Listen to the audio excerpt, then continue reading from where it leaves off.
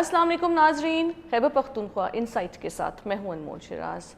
नाजरीन, पाकिस्तान ने अफ़गानिस्तान में फितनल ख़वारिज के मुख्तलिफ ट्रेनिंग कैंप्स पे एयर स्ट्राइक्स की है, जिसके शवाहिद भी पाकिस्तान के पास मौजूद हैं। और ये एयर स्ट्राइक्स तब हुई हैं जब पाकिस्तान में ख़ास तौर पे सूबा खैबर पख्तूनख्वा में मुख्तलिफ औकात में रमज़ान के महीने में भी सुसाइड बॉम्बिंग हुई है बन्नू में, बाजौड़ में, जिसमें मुख्तलिफ औकात में हमारे जवान शहीद भी हुए हैं, हमारे लोग भी ज़ख्मी हुए हैं। इसी तनासुर पे आज बात करने के लिए मेरे साथ मौजूद हैं अफ़गान अमूर के माहिर सीनियर सहाफ़ी और तज्ज़ियाकार ज़ाहिर शाह शिराज़ी साहब।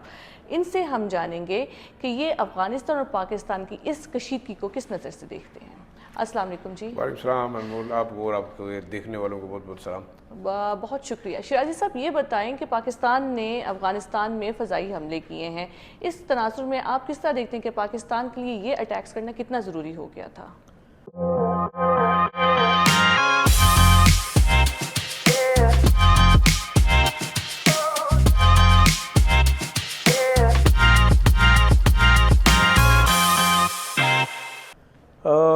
मेरे ख्याल में देखें, ज़रा सा अगर हम पीछे जाएंगे तो पाकिस्तान ने काफ़ी ज़्यादा रिस्ट्रेन का मुजाहरा किया और काफ़ी तहम्मुल का भी मुजाहरा किया। कुछ आपके यहाँ जो एक नैरेटिव बनता जा रहा है कि शायद पाकिस्तान को आज भी बड़ी दिलचस्पी है कि अफ़गानिस्तान को अपना सूबा समझते हैं हम लोग पाँचवां, और किसी का नैरेटिव ये है कि हम उसको एक रियासत नहीं समझते। ये एक नैरेटिव भी कुछ हमारी नेशनलिस्ट जमातें भी जो है वो बेच रही हैं कि अफ़गानिस्तान के मामलात के अंदर पाकिस्तान जो है ना वो इंटरफेरेंस ना करे और अफ़गानिस्तान को एक सॉवरन मुल्क तस्वर किया जाए। ये मुख्तलिफ़ किस्म की हमारी भी इंटरेक्शन होती है, आपकी भी। कुछ सोशल मीडिया एक्टिविस्ट हैं, उनका एक बड़ा नैरेटिव है। कुछ हमारे यहाँ कुछ ऐसे लीडरशिप भी मौजूद है जो साबका हमारे लीडर्स भी रहे हैं, उनका भी एक नैरेटिव है कि शायद हमें बड़ी दिलचस्पी है अफ़गानिस्तान के अंदर। एक बात बड़ी वाज़ेह तौर पे मेरे ख्याल में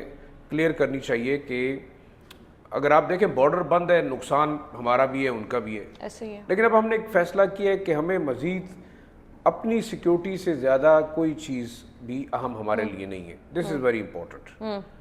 और बाकी जो लिसान के नाम पे, मज़हब के नाम पे, शरीयत के नाम पे, और वो कहते हैं कि अच्छे हमसाए होने के नाम पे और बरादर इस्लामी मुल्क होने के नाम पे एक जो हम एक बारहा एक नैरेटिव के ऊपर शायद बात करते रहे, वो बिल्कुल गलत साबित हो रहा है कि इस वक्त आप देखें कि अफ़गान तालिबान रजीम जब से अफ़गानिस्तान के अंदर 4 साल पहले इनको इम्पोज किया गया, उन्होंने ये तमाम जितने एथिक्स थे वो पुख्तूनवली के भी उन्होंने उनका ख्याल नहीं रखा, शरई अहकामात का भी ख्याल नहीं रखा। जो हमारे यहाँ वो एहसान का बदला एहसान वाले मामले को भी नहीं देखा, और न तो लिसान की बात समझी, ना पुख्तूनवली की बात को वो समझे। मेरे ख्याल में एक ऐसा कोड ऑफ एथिक्स नहीं है जिसको हम समझते हैं कि फॉलो किया गया, हालांकि वो इसको उलट कहते हैं कि शायद हम बड़े ज़ालिम हैं आज भी।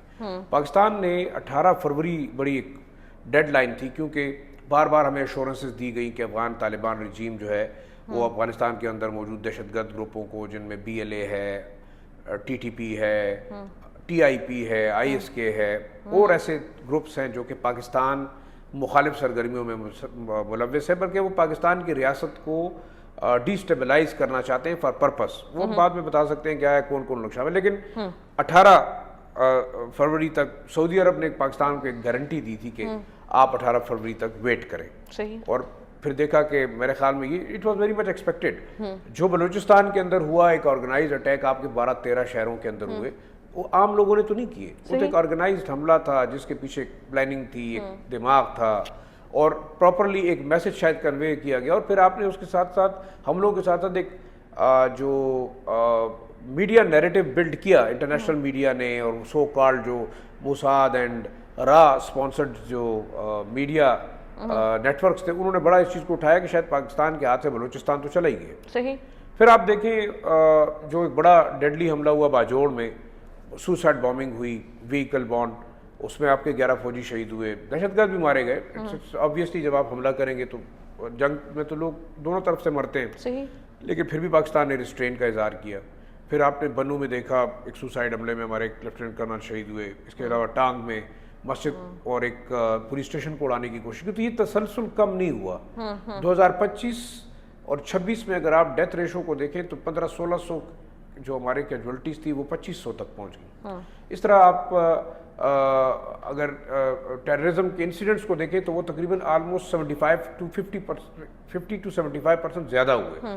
تو اس کا مطلب یہ تھا کہ افغان طالبان رجیم ناکام رہی ہے دہشت گردوں کو کنٹرول کرنے میں, اور اس کے ریپرکشن ہمیں فیل کرنے پڑ رہے ہیں. اور یہ ایک نیریٹو جو بلڈ کیا جا رہا ہے نا کہ شاید یہ پاکستان کا انٹرنل مسئلہ نہیں, انٹرنل مسئلہ پاکستان کا بالکل بھی نہیں ہے. اس کی وجہ یہ ہے کہ یہ تمام لوگ موجود ہیں افغانستان کے اندر.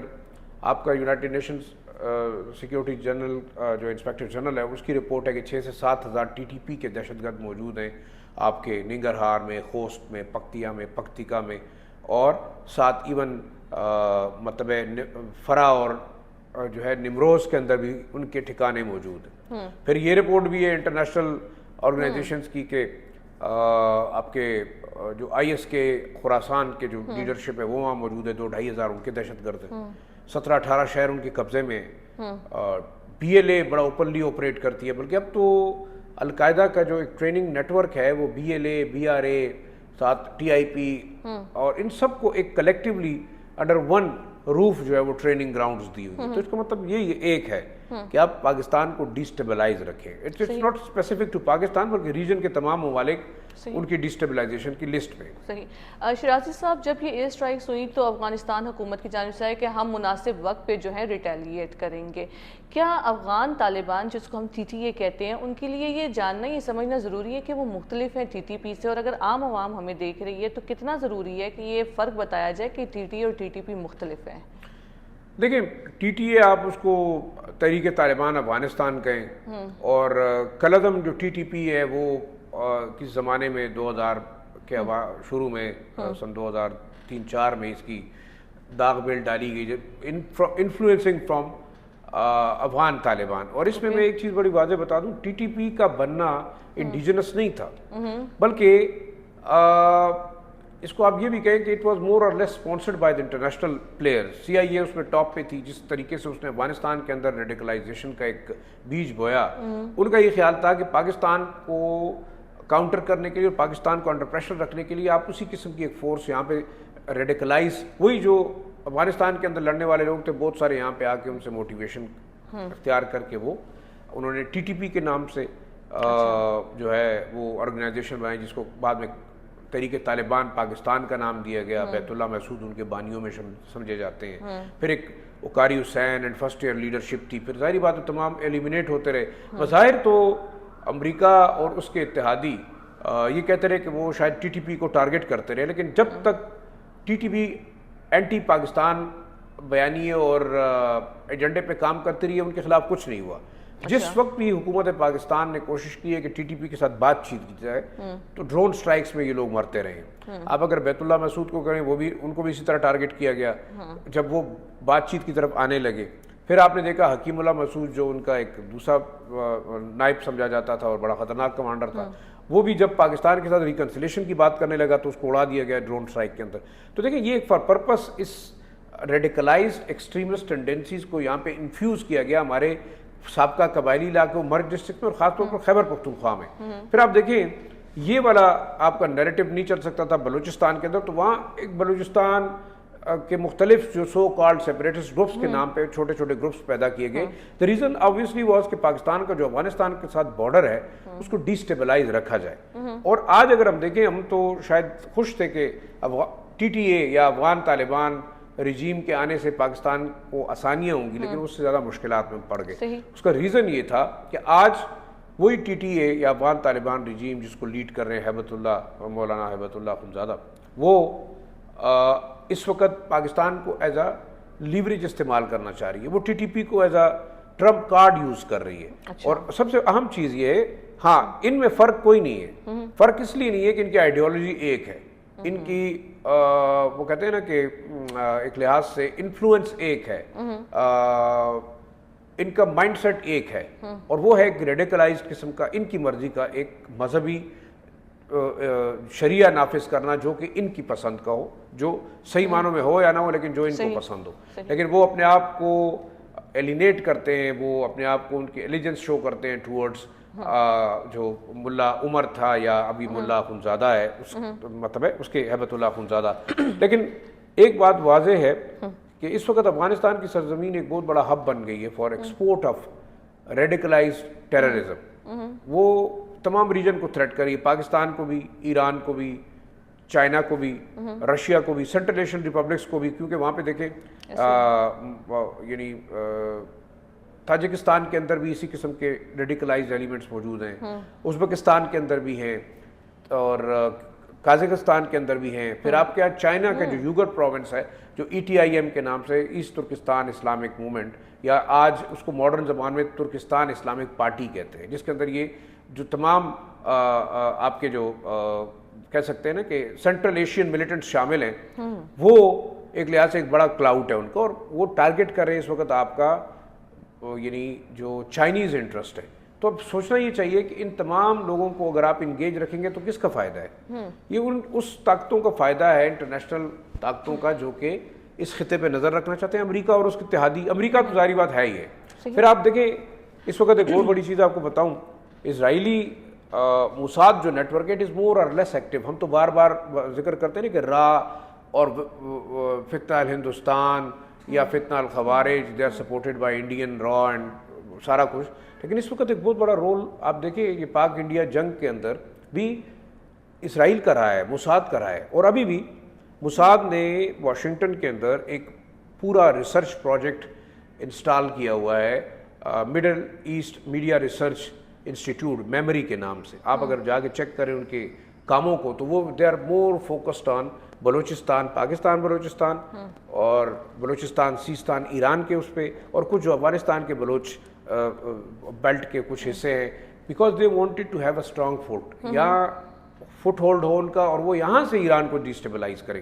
تو اب دیکھیں یہ ایک پورا نیکسس ہے, اور اس میں آپ یہ بات نہ کہیں کہ امریکہ انوالو نہیں ہے, اس میں قطر انوالو نہیں ہے, اس میں UAE انوالو نہیں ہے, کیونکہ آپ کا سی پیک اور جو گوادر پروجیکٹ ہے وہ تو ان ممالک کے لیے ایک ڈیزاسٹرس بلکہ سوسائڈل ہے. کیسے ہو سکتا ہے کہ 1980 کی دہائی میں کراچی دنیا کا سب سے ڈیولپڈ شہر تھا, اس کے بارے میں یہ سروے تھا کہ 2020 میں یہ شاید واشنگٹن DC, نیو یارک اور مطلب ایون آپ کے ہانگ کانگ اور جو بڑے یعنی ایون بیجنگ سے بھی زیادہ جو ہے نا وہ اکنامک ہب رہے گا.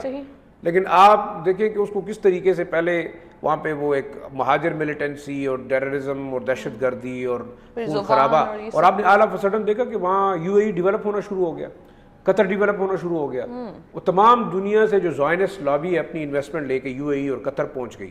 اب آپ وہاں پہ دیکھیں پیسہ آپ جس طریقے سے انویسٹ کرنا چاہیں, نہ آپ پہ پابندی ہے, پیسہ کہاں سے آیا ہے, تو why they flocked there. The reason is کہ یہ ریجن ان کے لیے بڑا امپورٹنٹ ہے. اور اس وقت میرے خیال میں تو کھل کے کہنے والا بندہ ہوں, UAE اور قطر کا جو رول ہے وہ پاکستان کے اندر ملیٹنسی اور ٹیررزم کو پروموٹ اور ایکسپورٹ کرنے میں اور فنڈ کرنے میں بڑی حد تک خطرناک ہے.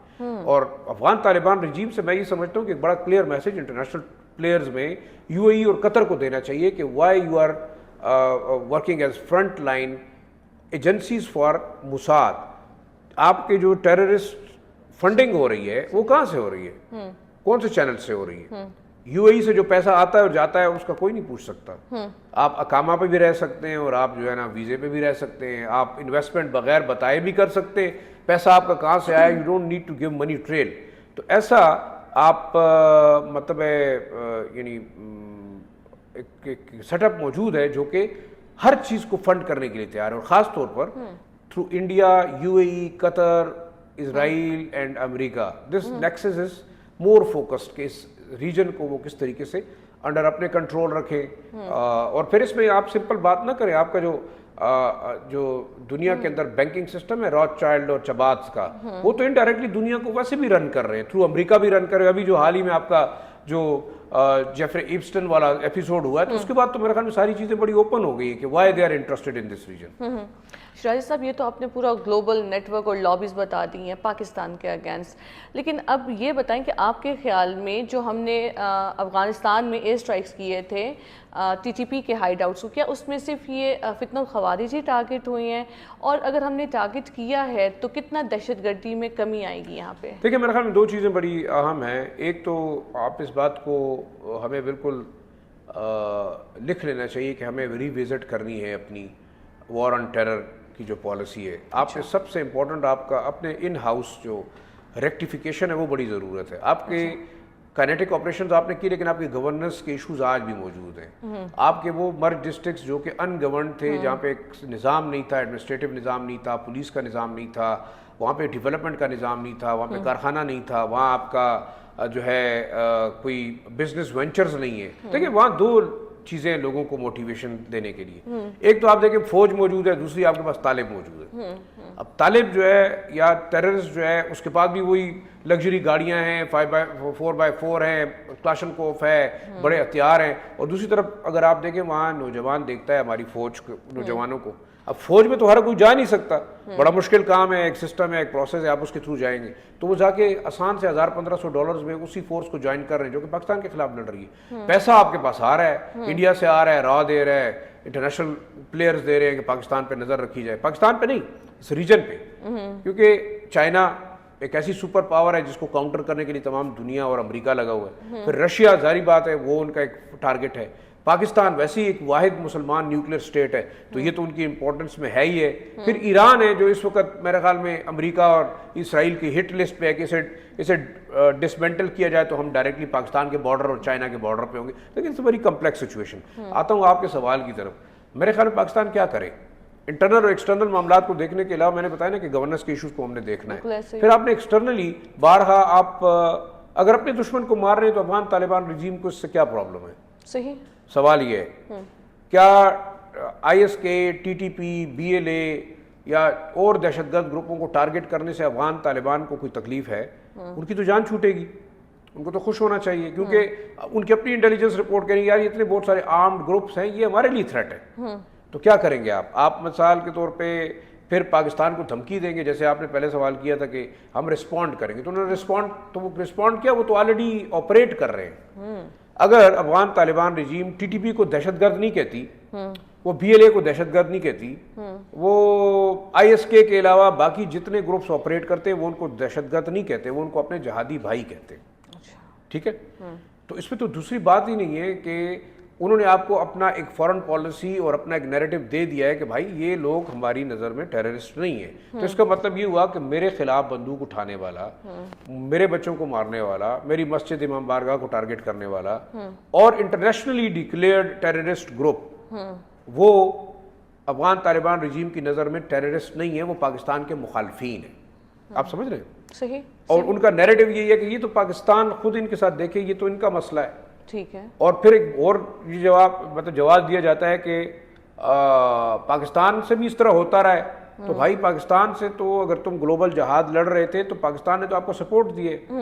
ملا اختر منصور جو مرا ہے وہ پاکستانی پاسپورٹ پہ پھر رہا تھا. یہ جو ابھی لوگ بیٹھے ہوئے ہیں, یہ جتنے لوگ, ان کے تمام رشتہ دار ابھی بھی کاروبار پاکستان میں کرتے ہیں, پاکستانی پاسپورٹوں پہ یہ سفر کرتے رہے, تو وی سپورٹڈ دیم اے لاٹ. اب میرے خیال میں پاکستان کے پاس آپشن نہیں ہے. انٹرنلی ہم اپنے مسائل کو دیکھ لیں گے, لیکن اگر اس کی لیڈرشپ وہاں موجود ہے, پلاننگ وہاں ہو رہی ہے, پیسہ وہاں سے آ رہا ہے, وہاں سے اور پھر کراس بارڈر انفلٹریشن خود افغان طالبان رجیم اور Afghan Taliban intelligence network کر رہا ہے, تو پاکستان کے پاس کیا آپشن ہے؟ دوسری بات ہے کہ قطر نے اپنے طریقے سے بات چیت کرنے کی کوشش کی, یو اے نے کی, ان کے اپنے انٹرسٹ سے کنسنسس نہیں ہوا.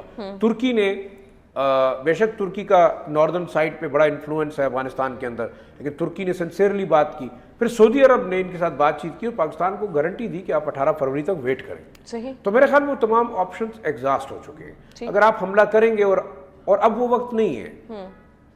دیکھیں پہلے زمانے میں آپ یہ سمجھتے تھے کہ ہم جو ہے اسٹرائکس کرتے ہیں, کہیں بھی بم دھماکہ ہوتا ہے, کہیں بھی اٹیک ہوتا ہے. اب تو بڑی پریسائز ہے. آپ نے پاکستان انڈیا جنگ میں دیکھا کتنا پریسائز ہم نے ٹارگٹ کیا. تو اب جو ہمارے پاس انٹیلیجنس اور گیدرنگ ہے, اس میں چائنا بھی ہمارے ساتھ ہے, اس میں کوئی دوسری آپشن ہی نہیں ہے. ایران ہمارے ساتھ انٹیلیجنس شیئر کر رہا ہے, سینٹرل ایشین ریپبلکس تاجکستان کر رہا ہے, ازبکستان کر رہا ہے. ٹیررزم کے حوالے سے ہماری کوآرڈینیشن کوآپریشن بہت زیادہ ہے. تو اب جو پریسائز اسٹرائکس ہوئی ہیں, ننگرہار میں تقریباً 3-4 اہم مراکز ہوئے ہیں, خوست میں ہوا, پکتیا میں ہوا. بڑا اہم کمانڈر مرا ہے, اختر محمد اس کا نام ہے, ٹی ٹی پی کا, ہی واز اے کی آپریشنل کمانڈر. اس طرح اور 70-80 کے قریب لوگ مرے ہیں. اگر آپ اب یہ نیریٹو انٹرنیشنل اور سوشل میڈیا پہ بنا رہے ہیں کہ جناب سویلینز مر گئے, کولیٹرل ڈیمیج ہوا, بچے اور خواتین ان پہ مارے گئے. دیکھیں کولیٹرل ڈیمیج ہوتا ہے. کیا یہاں پہ جب آپ بازار میں بلاسٹ کرتے ہیں آپ خواتین اور بچوں کو نہیں مار رہے؟ سوسائڈ حملے میں کیا کون مرتا ہے؟ تو جب آپ اس کو جسٹیفائی کرتے ہیں کہ ہمارے لوگوں کا مرنا آپ کی نظر سے جائز ہے تو پھر تو ہوگا. اور دوسرا یہ سوچنا چاہیے افغان طالبان رجیم کو کہ اگر کولیٹرل ڈیمیج ہو رہا ہے تو کیوں نہیں وہ ان دہشت گرد گروپوں کے خلاف کارروائی کریں. صحیح. اور دوسرا انہوں نے کمٹ کیا تھا دھوا کے اندر کہ جتنے بھی ٹیررسٹ گروپس ہیں ان کے ساتھ ہمارا تعلق نہیں ہوگا, ہم اپنی سرزمین کو استعمال نہیں کرنے دیں گے. اور اب آپ جب بدلے کی بات کر رہے ہیں تو کون سی سوورینٹی کی بات کرتے ہیں؟ افغانستان کی کون سی سوورینٹی ہے؟ اس سے پہلے امریکہ وہاں پہ تھا, اس سے پہلے رشیا وہاں پہ تھا, اس سے پہلے 50 ممالک کی فوج وہاں پہ تھی. اب وہاں پہ ازبک دہشت گرد ہیں, چائنیز دہشت گرد ہیں, تاجک موجود ہیں, پاکستانی موجود ہیں. تو سوورینٹی تو آپ نے خود اپنی سوورینٹی ٹیررسٹ گروپوں کو دی ہوئی, تو بھائی کون سی سوورینٹی ہم نے وائلیٹ کی ہے آپ کے خیال سے؟ صحیح.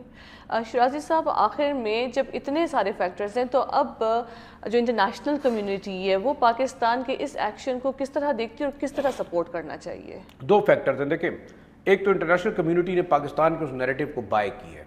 اچھا. کہ پاکستان بار بار کہتا رہا کہ افغانستان کی سرزمین پاکستان کے خلاف یوز ہو رہی ہے. ٹھیک ہے جی, اور یہاں فلاں دہشت گرد موجود ہیں with proper documentation. پاکستان نے اپنی کہا, پاکستان کہتا رہا, لوگ نہیں سنتے رہے. ابھی آپ نے دیکھا حال ہی میں جو طالبان مانیٹرنگ ٹیم ہے اس کے پیریڈ کو ایکسٹینڈ کیا ٹل 2027, جو کہ مانیٹر کرتا ہے آن گراؤنڈ کہ پاکستان اور افغانستان کے بارڈرنگ ریجن میں ٹیررزم کی کیا صورتحال ہے. ان کی جو رپورٹ ہے ان کے مطابق انہوں نے 5 بڑے گروپوں کا نام لیا ہے. ایک اس میں کلعدم ٹی ٹی پی ہے جس کے ساتھ سے 8000 دہشت گرد موجود ہیں افغانستان کے اندر, اور فیملیز ان کے علاوہ ہیں. پھر انہوں نے کہا ہے کہ یہاں پہ آئی ایس کے موجود ہے بڑی تعداد میں, 3-4 ہزار کے قریب, بلکہ 2-2.5 ہزار کے قریب سیریا سے بھی اور لائے گئے ہیں. پھر یہاں پہ انہوں نے یہ بھی کہا کہ بی ایل اے جو دہشت گرد گروپ جس کو انٹرنیشنلی ڈکلیئر کیا, ہم نے نہیں کیا, وہ موجود ہے.